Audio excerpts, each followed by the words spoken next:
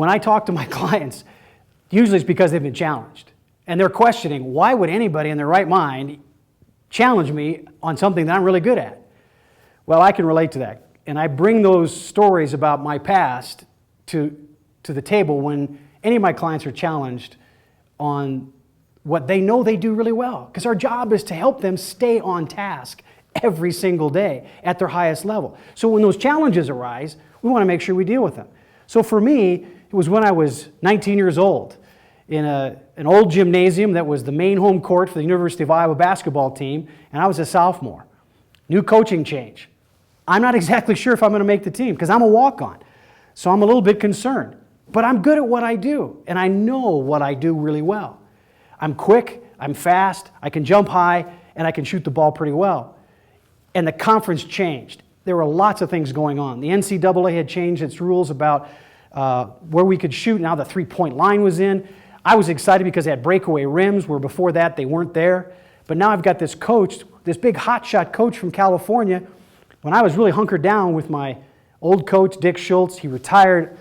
He was a mentor to me. Well, now this new coach comes in, and I didn't have any idea what was going to happen. And his name was Lute Olson.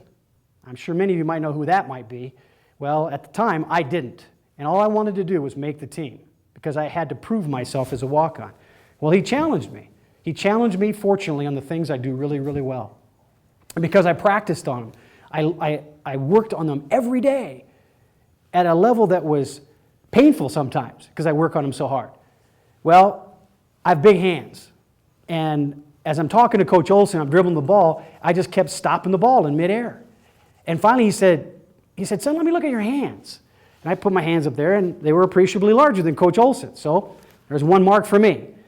So he said, look, our goal this season is to make sure that we get to the rim. We get there strong. We get there fast. My point guards need to do that because I want them on the foul line, knocking down free throws when the clock is stopped. That's a huge objective for us. Can you do that? I said, Coach, just tell me what to do. Just tell me what to do. So he put me through the ropes. He had me dunking the ball from 3 steps out. He had me dunk with my right hand, my left hand, to make sure that I was balanced, that I wasn't just tricking him with one hand and couldn't do it with the other, that my body was prepared to take the beating that the Big Ten was about to enter into with all these new conference changes.